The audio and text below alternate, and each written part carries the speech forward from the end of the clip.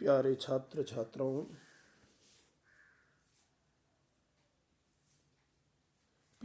छात्राओं, आज हम हिंदी की ऑनलाइन क्लासेस में तुलसीदास जी के द्वारा रचित लक्ष्मण परशुराम संवाद के बारे में अध्ययन करेंगे। आपके पाठ्यक्रम में कुल 6 पद्यांश दिए गए हैं। उसमें से पहले पद्यांश के बारे में आप अपनी पाठ्य पुस्तक में देखें। सरलार्थ और भावार्थ के बारे में अध्ययन करते हैं। नाथ संबोधन भंजनिहारा होहि केउ एक दास तुम्हारा, आयसु काह कही किन मोही, सुनी रिसाय बोले मुनि कोही, सेवक जो सो करे सेवकाई, अरि करनी करी करई लराई, सुनहु राम जहि शिव धनु तोरा, सहस बाहु सम सो रिपु मोरा, सो बिल गाऊ बिहाई समाजा, नत मारे जेहि सब राजा, सुनि मुनि बचन लखन मुस्काने, बोले परसु धरहि अवमाने, बहुधुन ही तोरि लरिकाई, कबहु न असिरिस किन्हि गोसाई, एहि धनु पर ममता कही हेतु, सुनि रिसाई कह भृगुकुल केतु, हरेन्द्रप बालक काल बस भोलत तोहि न संभार, और धनु ही सम त्रिपुरारि धनु विदित सकल संसार। ये जो पद्यांश दिया गया है, इसमें तुलसीदास जी ने द्वारा रचित रामचरितमानस के बाल कांड में लक्ष्मण और परशुराम जी के संवाद को बताया गया है। परशुराम जी को शिव धनुष के भंग से क्रोधित देखकर पहले राम फिर लक्ष्मण ने जो कुछ कहा और परशुराम जी ने जो प्रतिरोध प्रकट किया,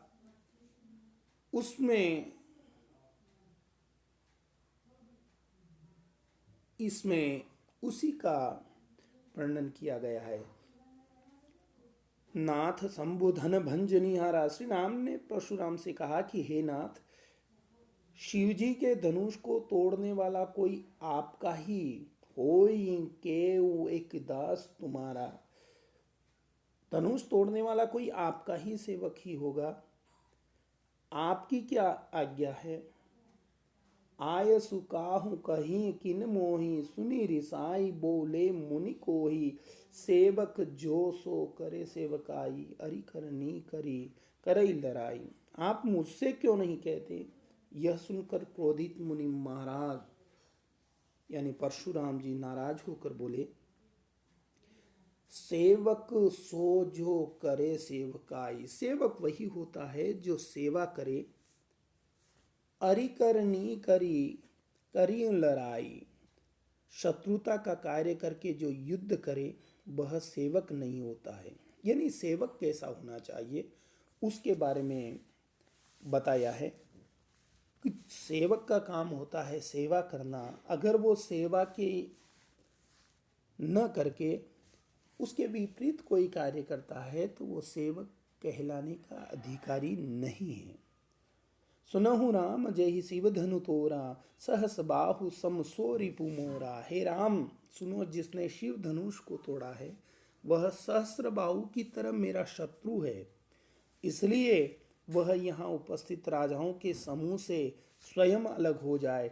सहस बाहु सम सो रिपु मोरा, और सो बिलगाव बिहाई समाजा, नत मारे जेहि सब राजा, नहीं तो सारे राजा मारे जाएंगे। अगर वो अपने आप अलग हो जाएगा, यानी समाज से अपराधी को अलग करना। अगर अपराधी को अलग कर देंगे तो समाज सुधर जाएगा, और अगर उसी में मिला रहेगा तो कहने का मतलब वो सब राजा मारे जाएंगे। इसका मतलब ये है कि कहीं न कहीं सभी को कष्ट सहन करना पड़ेगा। सो बिलगांव बिहाई समाजा, न तो मारे जे ही सब राजा। नहीं तो उसका अपराध को सभी को किसी न किसी रूप में भुगतान करना पड़ेगा। सुनी मन मुनि बचन लखन मुस्काने। ऐसे परशुराम जी के वचनों को सुन करके लक्ष्मण जी मुस्कुराने लगे। बोले परसु ही सुधर ही अवमाने। हे स्वामी, बचपन से हमने न जाने कितने, एक और दे रखा है, एक चूक गए। बोले सुनि मुनि बचन लखन मुस्काने, बोले परसु दरही अवमाने। मुनि परशुराम जी के वचनों को सुनकर लक्ष्मण जी मुस्कुराए और परशुराम जी का अपमान करते हुए बोले, हे स्वामी, बचपन से बहुत धनु ही तोरी लड़िकाई। हमने लड़कपन में, बचपन में ऐसे कितने ही छोटे धनुष तोड़ डाले हैं। कबहु न असिर से किनी गोसाई। लेकिन आपने ऐसा क्रोध कभी नहीं किया। यही धनु पर ममता के ही हेतु। इस धनुष पर आपकी किस कारण इतनी ममता है कि आप इतने क्रोधित हो गए, जबकि हमने बचपन में कितनी ही प्रकार के, कितने ही धनुष इस प्रकार खेल खेल में हमने तोड़ दिए।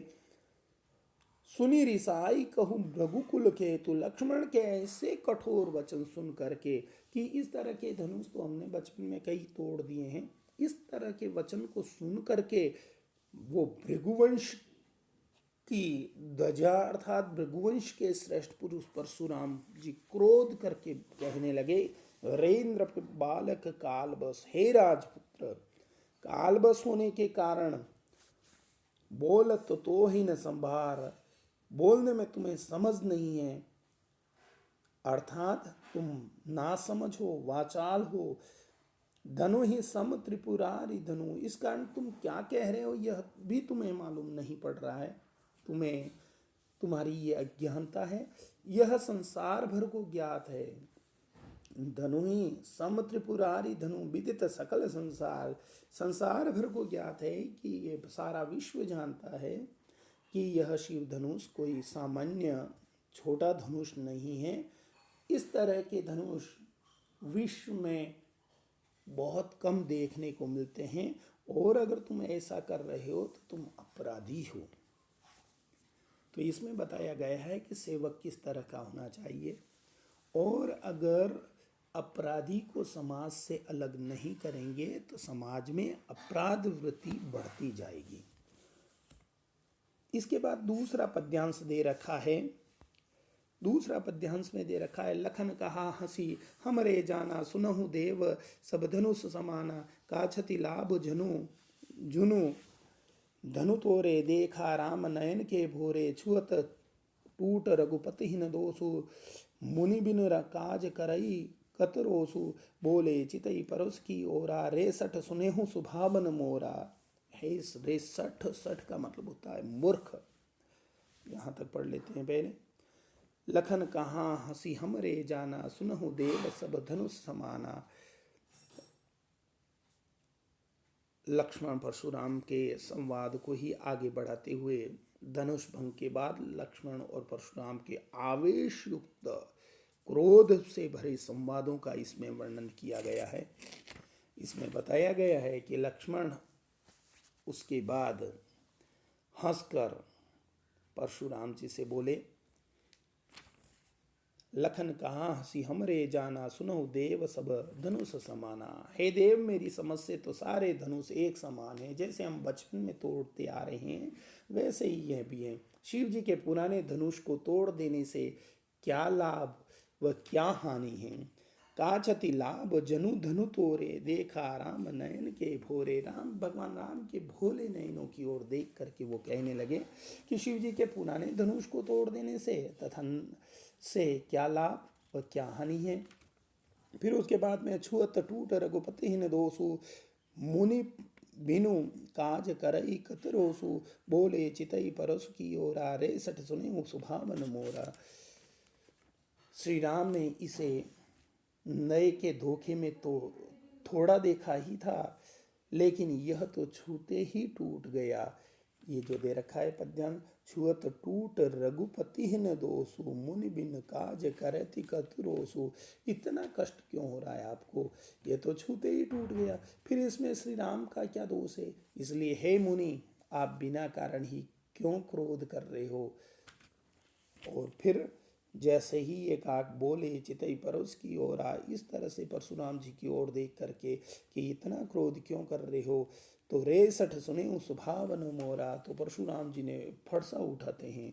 क्रोध का पारा बहुत ऊंचा हो जाता है और अपने फरसे को देखकर परशुराम जी बोलते हैं, अरे सठ, तुमने मेरे स्वभाव को अभी तक नहीं सुना है। मैं बालक समझकर तुम्हारा वध नहीं कर रहा हूँ, बालक बोली बधूं नहीं तो ही, तुझे बालक समझकर तेरा वध नहीं कर रहा हूँ, केवल मुनि झड़ जा नहीं मोही। रे जड़, क्या तुम मुझे निरा मुनि ही समझ रहा है? फिर दया है, बाल ब्रह्मचारी अति कोही, विश्व विदित क्षत्रिय कुल द्रोही, भुजपल भूमि भूप बिनु कीनी, विपुल बारम मही देवन दीनी, सहस बाऊ भुज छेद निहारा, अरपर सुबिलोक मही कुमारा। तो हे जड़, क्या तुम मुझे निरा मुनि ही समझ रहा है? मैं बाल ब्रह्मचारी और अत्यधिक क्रोधी हूँ, और इस सारे संसार को विदित है, जानता है, पता है कि मैं क्षत्रियों के कुल का घोर शत्रु हूँ। मैंने अपनी भुजाओं के बल पर ही इस पृथ्वी को अनेक बार राजाओं से विहीन यानी क्षत्रियों से विहीन किया है, और अनेक बार उनके राज्यों की भूमि को जीतकर ब्राह्मणों को मैंने दान दे दिया है। इसलिए हे मूर्ख, हे राजपुत्र, मेरे फरसे को देखो, यह सहस्र बाहु की भुजाओं को काटने वाला है। फिर आगे अंतिम दो में दिया है, मात पीत ही जनि सोच बच करसी, महिष किशोर और गर्भन के अर्भक दलन, परशु मोर अति घोर।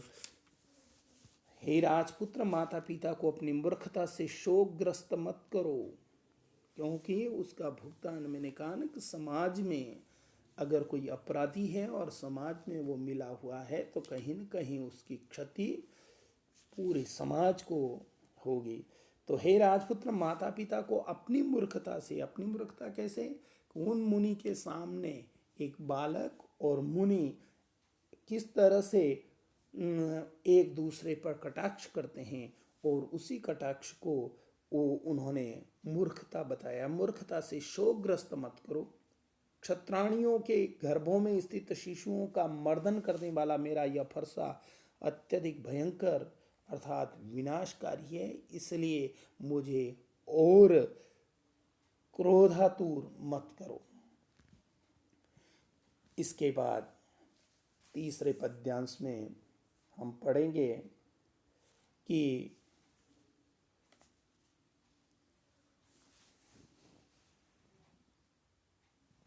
परशुराम जी के स्वभाव और व्यवहार को लक्ष्य कर लक्ष्मण ने जो कुछ कहा, संवादों में जो परशुराम जी का स्वभाव दिखाई देता है, हम लोग परशुराम जी के स्वभाव को देख रहे हैं, उनके व्यवहार को लक्ष्य कर लक्ष्मण ने जो कुछ कहा उसका वर्णन किया गया है। बिहसी लखनु बोले मृदुबानी, अहो मुनीसी महाभटमानी, मुनि पुनि पुनि मोहि देखाव कुटारो, और चहत उड़ावन फूकी पहारो, यहाँ कुंबड़बतिया को नाई। कुंबड़बतियों का स्वभाव होता है छुई मुई जिसे कि हाथ लगाते हैं एकदम से चिपक जाती है, संकुचित हो जाती है और हाथ हटाते हैं वापस वो। तो यहाँ कुंबड़बती आको नाई, धे तर्जनी देखी डरी जाही, तर्जनी उंगली जो है उसको दिखाने मात्र से जो एकदम से संकुचित हो जाती है, उस तरह का हमारा व्यवहार नहीं है। लक्ष्मण जी इस तरह से परशुराम जी के कठोर वचन सुनकर लक्ष्मण कोमल वाणी में हंसते हुए लेकिन व्यंग्यात्मक बोलते हैं, अहो मुनि श्रेष्ठ, आप स्वयं को महान योद्धा मानते हो, इसलिए आप मुझे बार बार अपना कुल्हाड़ा दिखा रही हो, मानो फूंक से पहाड़ उड़ा देना चाहते हो। लेकिन हे मुनिवर, हम भी कोई कुंबड़ की बतिया या छुई मुई का पौधा अर्थात एकदम कमजोर नहीं है, बालक हैं लेकिन कमजोर नहीं है, जो तर्जनी देखकर ही डर जाएंगे। जिस प्रकार से आप बार बार मेरे ऊपर फरसा उठा रहे हैं ताकि हम लोग डर जाएं, लेकिन हम उनमें से नहीं हैं।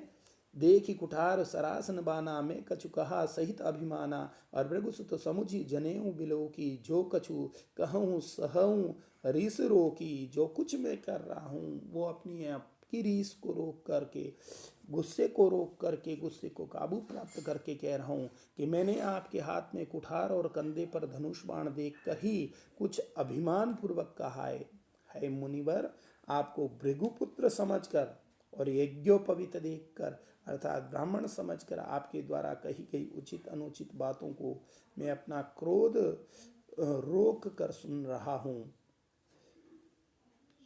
हूँ। कछु कहूँ सहूँ रिस रोकी, अपने क्रोध को रोक कर कह रहा हूँ। सुर मही सुर हरिजन अरुगाई, हमरे कुल इन्ह पर न सुराई। बंदे बाप अपकीर्ति हारे, और मारत हूँ पापरी तुम्हारे। कोटि कुलिस सम वचन तुम्हारा, व्यर्थ धरहूँ धनुबान कुठारा। क्रोध को जो कुछ कर रहा हूं मैं क्रोध को रोक कर सुन रहा हूं, क्योंकि हमारे कुल में देवता ब्राह्मण भक्तजन और गाय इन चारों पर शौर्य प्रदर्शन नहीं किया जाता है। ध्यान से देखें,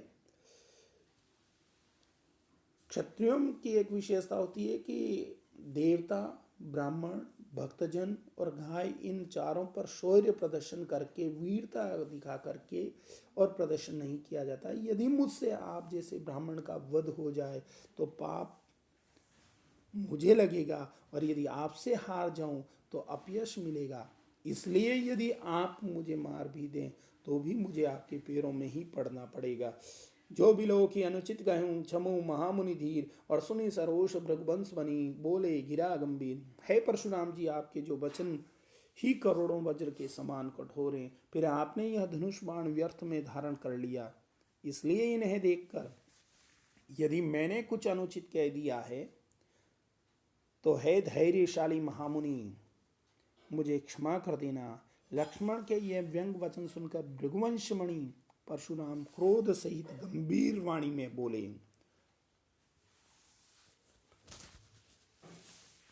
इस प्रकार से ये तीसरा पद्यांश भी समाप्त हुआ।